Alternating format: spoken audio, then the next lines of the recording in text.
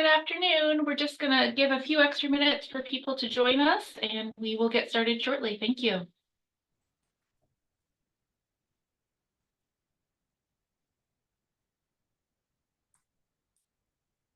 And just a note, we are in webinar mode, so you will not have a camera and everyone will be muted. But just hang tight.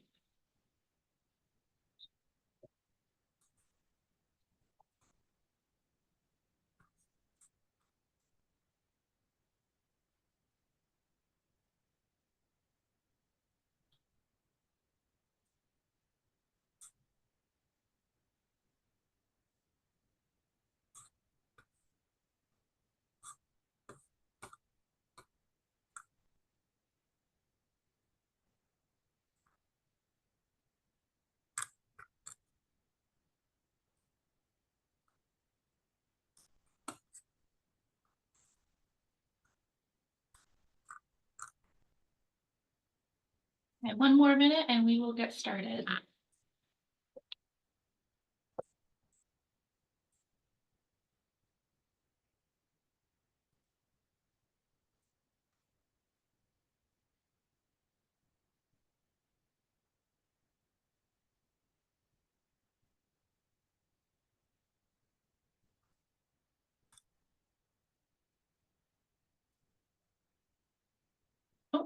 Okay, I think we will go ahead and kick things off. Thank you very much for joining us today. I hope everybody's on a lunch hour, got some snacks. I am Abby Cameron, CEO of Three Rivers Community Foundation, and I would also, Kelsey, why don't you go ahead and introduce yourself? I'm Kelsey. I'm not sure you guys can see me. I'm Kelsey. I am the new program and office manager for 3RCF. It's my third week, so looking forward to meeting you all in person soon, I'm sure. Awesome. Kelsey is jumping right into things here and will become your go-to resource for all things grants and our nonprofit support. We're very happy to have her here on the team. So what we want to do today, so a couple housekeeping items. We are recording the webinar. We did the same content last week. So we are going to choose one of the two presentations to post on the website where we have information about our grant cycle. So if you missed this, or if you have others who you want to catch it, you can share that link with them. We'll also share it on our Facebook page after the session today. We're going to do questions in the Q&A box, not in chat. So if you have questions, please pop those into Q&A and Kelsey will help manage those. We'll definitely have some Q&A at the end. You can either type in your questions or you can raise your hand and we'll take you off mute if you want to chat a little bit. And I think that's it. So I am going to dive in. Thank you for joining us here. We want to review some kind of FAQs as well as some new portions of our upcoming grant cycle, which is opening next week. As you know, we're the community foundation that serves Benton and Franklin counties. And our mission is to create opportunities for perpetual giving. So most of the donors that we work with are looking either during their lifetimes or planning for after to create funds that are going to support the community for a really, really long time. And we invest those dollars together.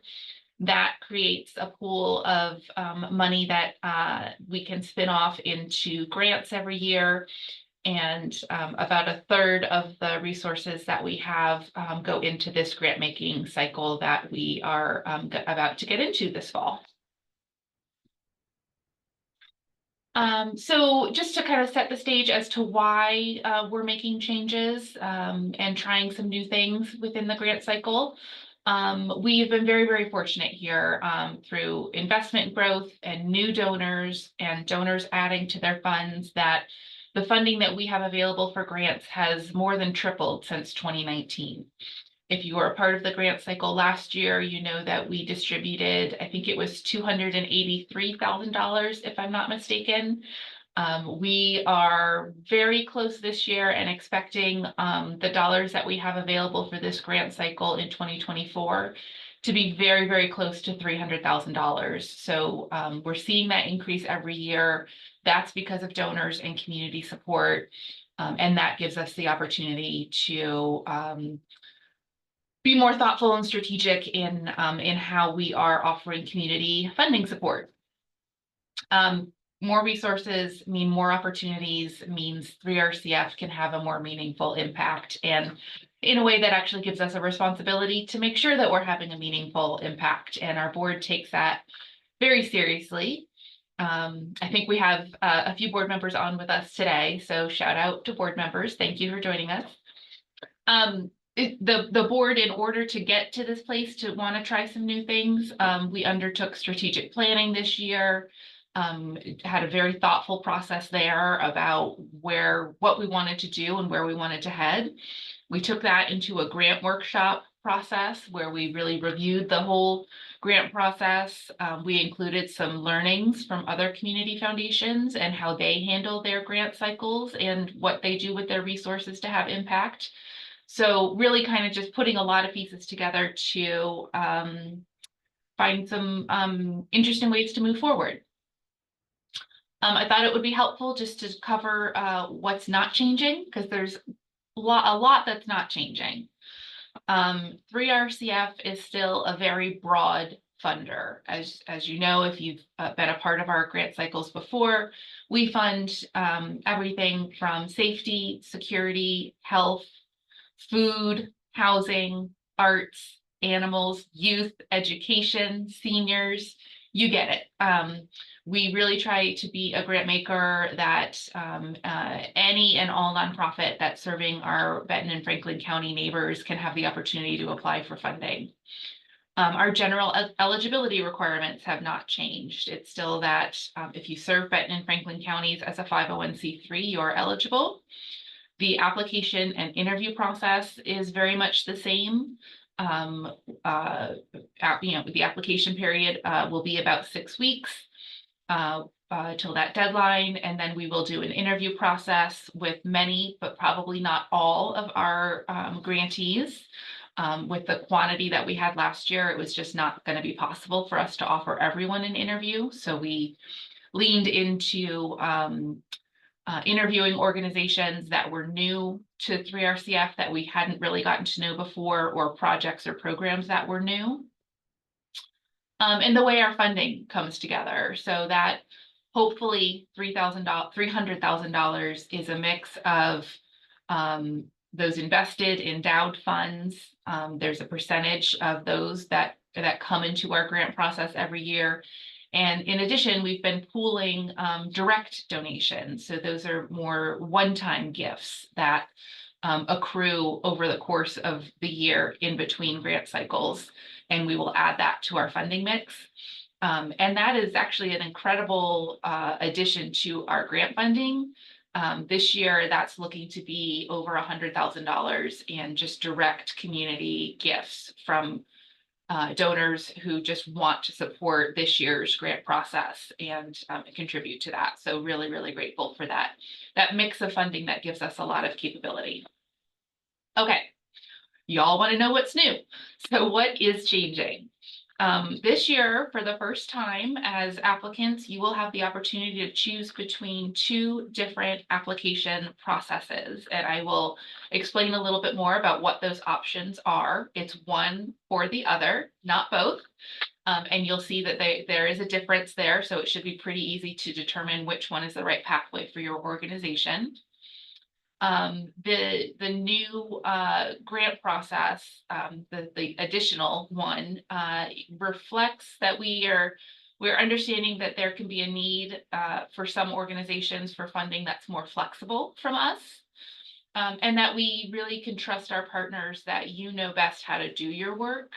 We can make the determination that we want to support your work, but then really lean into you knowing best how to do that over the course of a 12-month funding period, a 12-month grant cycle. So I mentioned these two applications, which sometimes we're calling pathways or applications. Again, one or the other. You're gonna make that determination early in the process. The first one is very traditional to what you've seen from 3RCF in the past. If you've been an applicant, we're just renaming it a little bit to call it a program or project grant, which is hopefully pretty descriptive. You are applying for funding specifically for a program or a project. So you know what that project is. It probably has a name. You know what the budget is for it. You know what your staff resources and your materials and your supplies are going to be for that. So it's pretty straightforward what you're applying for up front. Very typical, very little change to those application questions from what you've seen from us in the past. The new pathway is what we are calling an impact grant. So this is a grant that offers more flexible funding where the application is set up so that it's the follow-up form, it's the reporting back to us where you're going to give us more specifics on how the funding supported your mission and what you specifically allocated it to. So we're giving you space not to make that determination in full upfront, but more flexibility to inform us about that towards the end of the process. This is more leaning into a trust-based philanthropy process and some learning and understanding we've done about that process. To help put it in perspective, we've outlined what an organization who would be a strong candidate for this impact grant, which is the new portion, what an organization who's a strong candidate might look like. So a couple important factors, you would have a history of receiving funding from 3RCF in an application process from us. Some of the funding that we distribute over the course of a year is direct from donors that we're facilitating. That's one type of giving. But what we're talking about here is a history of application-based funding. So you've done an application process with us in the past and have been successful in receiving that funding. Your organization would also have a history of timely reporting and follow-up reports with us, that communication back and forth, making sure that you're meeting the deadlines, completing your grant agreement and your follow-up forms in a timely manner. So that's important to this process as well. And then there's kind of an or characteristics that your organization might experience. And one is that your organization is really nimble. And because of the need that you're serving, because of your mission and the community members that you're working with, your organization may be changing what you're delivering or finding new solutions and kind of evolving rapidly over the course of a year. What you think you're going to be doing in January has already changed by April because the need has changed, the resources has changed, something in the landscape of the sector that you serve is a moving picture. And so that reflects how your organization operates, creates new needs or creates new opportunities. The other characteristic might be if you're an organization that operates on a mix of funding sources. So every year you're putting together your operating budget and your funding sources from other grant makers, from donors, from funders, from fundraising events. And so you could benefit from funding that's more flexible. So as you're receiving responses from other grant makers, you can be more efficient in where you're allocating dollars if you have more flexibility. If another grant maker gets really excited about funding one of your programs, there's probably something over here that could still use support. And so we're recognizing that that's a little bit of a puzzle that you're putting together every year and offering more flexibility in working through that. Two keys. The first key is that you need to be able to clearly communicate back to 3RCF at the end of the grant cycle how the funding was used. So we're putting that piece that in a program or a project grant would be up front. We're putting that at the end and leaning on you to give us that information at that point in time. The other key factor is that you must have been successful in receiving an application-based grant from 3RCF in the last 3 years. So either our 2023, 2022, or 2021 grant cycles. So that's very clear in our grant portal where you have your dashboard. You can see in your request history what application you have provided in the past and which grant cycles they were for. So that's really easy for you to see and for us to verify when you're submitting these applications. So just some general details to keep in mind for the grant cycle. The grant application will be available July 31st, which if I'm not mistaken is next Wednesday, a week from today. The grant application closes September 16th, 5 p.m., no exceptions. So that's a Monday this year. So we know sometimes things get busy, you're working on it that last weekend. You do have that full business day on Monday to get it in, or to let us know if you're having trouble submitting, or if you're having trouble logging in, just whatever the case may be. But we really, because of the many steps in our process, we really don't have room to make extension exceptions. Eligibility is still 501c3 nonprofit serving Benton and Franklin counties, as well as churches and ministries that are doing non-denominational outreach work that benefits a broad swath of community members. Our grant awards range from $1,000 to $10,000. And we calculated our average award last year was $4,000.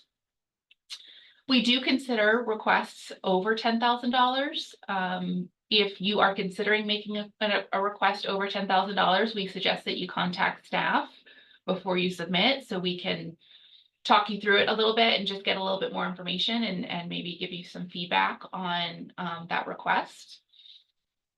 We're going to work through our process as we typically do. So our board reviews every grant application.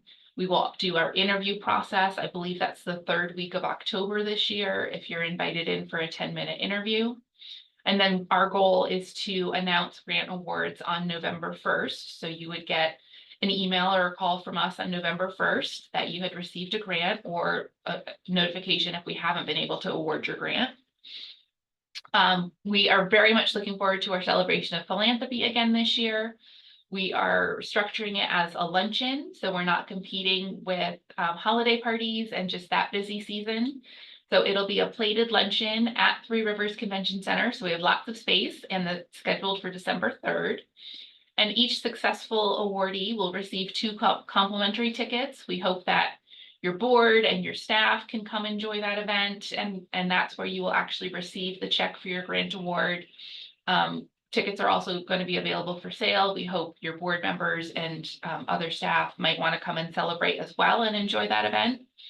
And a great way to keep up to date on these deadlines and these happenings is on our Facebook page. So a few characteristics of successful applications, which would be true for either process. We recommend avoiding jargon and acronyms. If you are using acronyms, please make sure you explain what it is the first time that you use it. Our board members are from across many different sectors of the community, and they are very well versed in a lot of different fields, but just making sure that we're getting pretty just plain straightforward language, and I'm not leaning too much into acronyms is really helpful. It's really helpful if you anticipate questions and answers that you might have, that we might have, our board members might have. If you are talking about a program that's going to provide food to school kids, let's say, we're probably going to wonder where you're getting the food supplies from, who's providing those, who's your partner, how are you identifying which kids would benefit from this program, how are you figuring that out, how are people finding you? So these are some of the things that really help us get the full picture of your project or your program or your mission. Don't forget to list your community partners, other nonprofits that you're working with, whether it's on a particular project that you're talking about, or just in general, if you have strong partnerships. it's very likely that we're also considering a grant from that organization, and it's really nice to see how things are connected and go together. This doesn't impact one organization or another's success in the grant process, but it just is really helpful so that we don't spend time writing down a note to suggest, well, they should really work with such and such.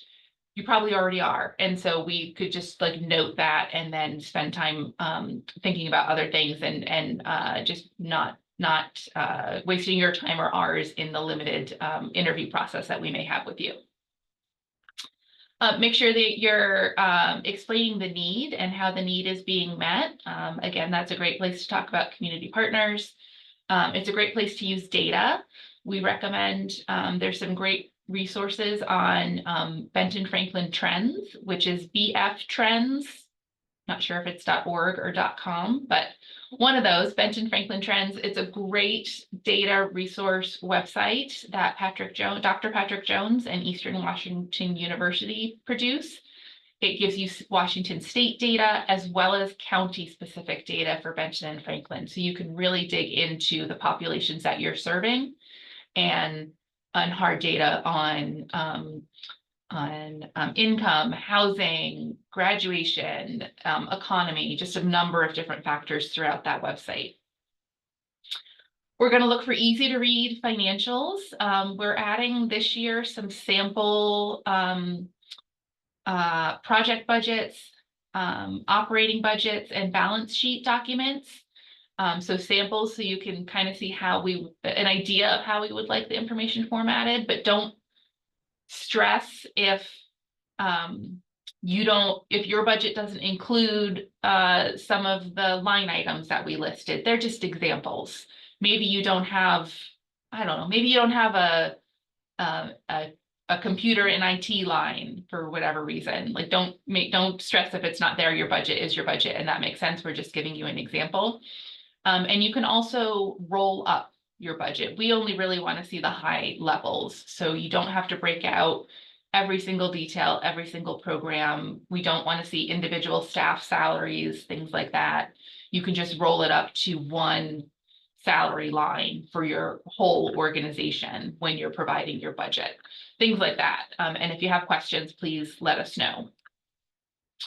And we really like to understand how community members find you or your service. That's something sometimes you're so focused on doing the work. That's a piece that we end up having questions about. Again, how do you identify the kids in a school district who are going to benefit from your program? How do you identify people for your therapy program?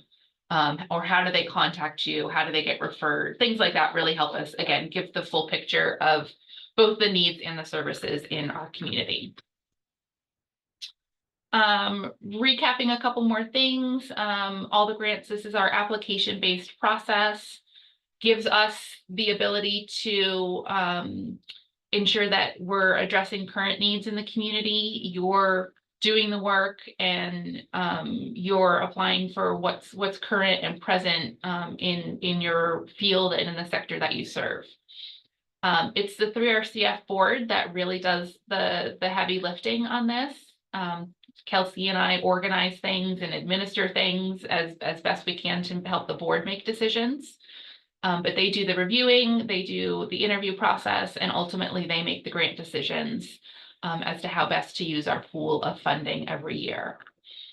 I've covered eligibility, that 501c3 status or fiscal sponsorship is key, or doing that non-denominational outreach in a specific area.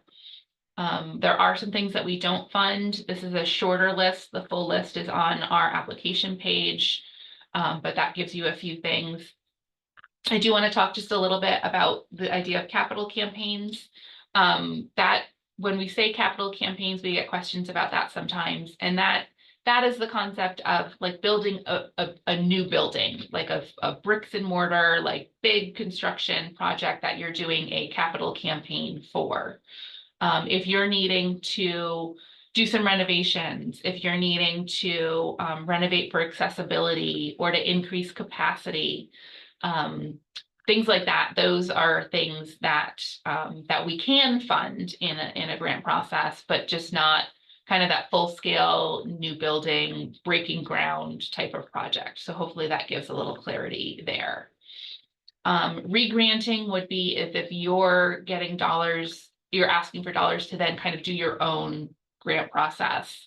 A lot of our service clubs, like Rotaries, are a great example. They do their own grant process. And so 3RCF needs to make sure we kind of follow our funding to where it gets distributed. And if we're entrusting it to another organization to distribute, that's not giving us that full picture of where the funding is going. So we may work with those organizations in other ways, but not not through giving funds in this process.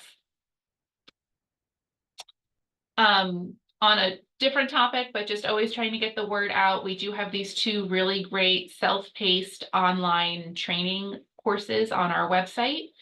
The Essentials of Nonprofit Board Governance is great for new board members, for existing boards that are maybe not functioning super well or having some struggles. That course can really shows you what the roles and responsibilities are as a board member. And then that can kind of reset expectations and dynamics amongst a board. And then we also have a diversity, equity, and inclusion course. This is great for your group to go, your organization to go through as a whole. 3RCF went through this training, and what we did is there were 6 modules in the DEI course. We took 1 each month and then talked about it at the next board meeting, and then took another and then talked about it at the board meeting. Each chunk is like 30 to 40 minutes on your own time.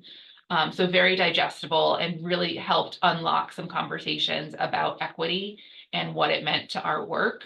And kind of reset definitions and made sure we were all understood the meaning of the words we were using the same way, and talked about things like equity lens, and just really, really great content. We actually have a new program we're getting ready to roll out that could provide some a partial funding support for these programs. So stay tuned for that in the next week or 2. Hopefully we'll be able to release that and hopefully make it even more accessible, affordable, and easy to take on these really helpful training opportunities. So that's just a plug for that. Here is our list of board members as well as the staff, me and Kelsey. And just a reminder of our mission. We are in this role of working with donors to support the nonprofit community and being that connector between the two. And the grant process is one of the really significant ways that we get to do that we spend a lot of time on.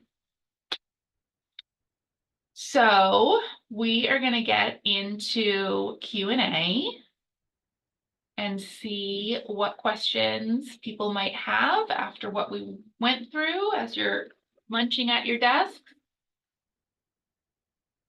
If we have any questions, if you want to come off mute, I think you can raise your hand, or comments, or I couldn't have answered every question. Did I answer every question that you could have possibly had? I don't know.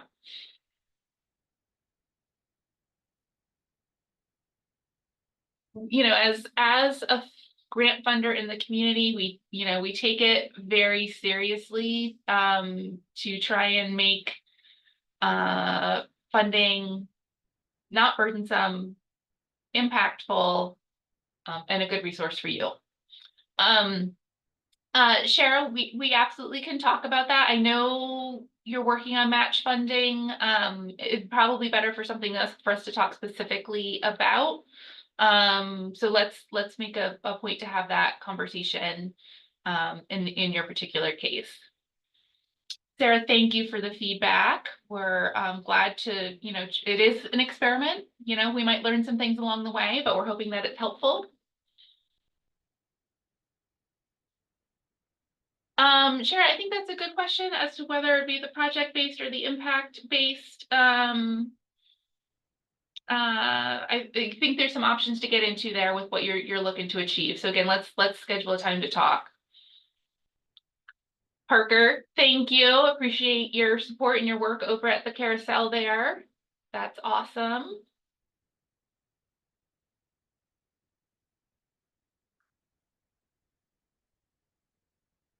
I see Cindy raising her hand. Cindy, I'm gonna find you here and I'm gonna try and find you. There it is. All right, I am gonna bring you off. If you unmute now, yep, you can answer. You can, I think just hit unmute, Cindy, and then we can get your question or comment.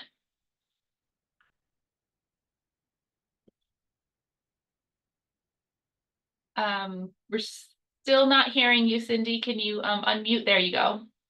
Now I'm unmuted. Okay. Hi. Thanks, Abby. Thank you for offering this in 2 sessions. It was really helpful for scheduling. And I really look forward to having the diversified options if you need the flexible or the program, because things do change and it gives us the opportunity to really be thoughtful of which direction we might want to pursue this year. So thank you for that. That's a great benefit, I think. Thank you. I appreciate it. Like I said, we're going to learn. Our plan this year is to really just continue to consider everything, the program project and the impact grants kind of all together, and work through our project in our process in the way we usually do. Again, it might change over time. We're really trying to not make wholesale drastic changes, but to just lean into things a little bit, give new opportunities and learn from them. So we'll do our best and we appreciate the feedback.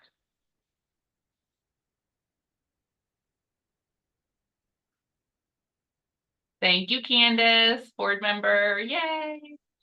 Thank you, Lori. Yep, we really we want to get the right info from everyone and not be burdensome. And Teresa, thank you. Love that beautiful new blue building over there, doing great stuff at B5.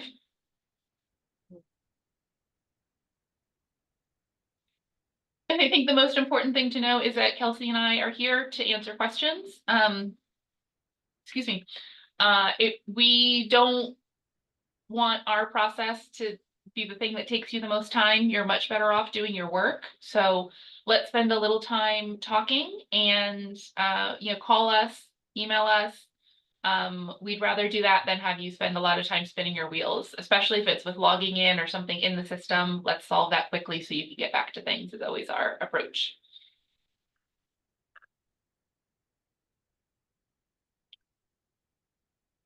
Well, I think we will wrap up there and give you back the rest of what is maybe your lunch hour. We're gonna post this recording in a little bit this afternoon on our Facebook page if you want to share it with anyone else on your teams. We will post one of the webinars, probably this one, I would think, on our online where our grant portal. Oh, yes. So you can find, actually, maybe if you give me 1 second, I'll just show you on our website where it is you want to go. I think that's what the question is.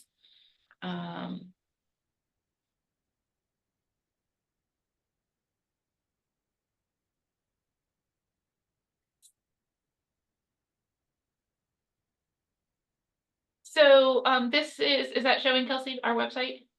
Okay. So obviously this is our website. You're going to find all the information that you'll need under the nonprofit tab under annual grant cycle. We're making some changes to this webpage right now, but this is where you'll want to navigate to.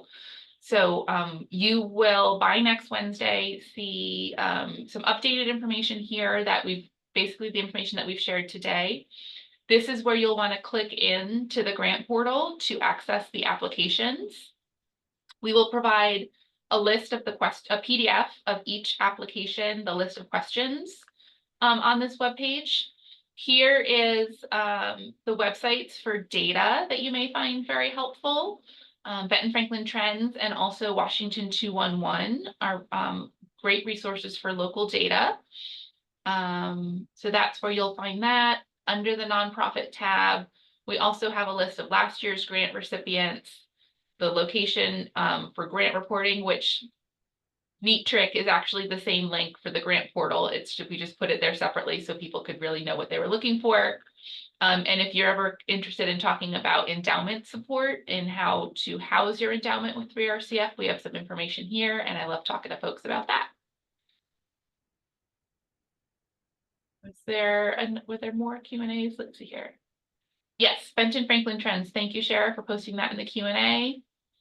Thank you, Robert. Thank you, Diana. Shara, I'll reach out offline. We'll schedule a time to talk about what's going on up there at the Princess Theater, more specifically. Thank you for that. Okay, I think we're good.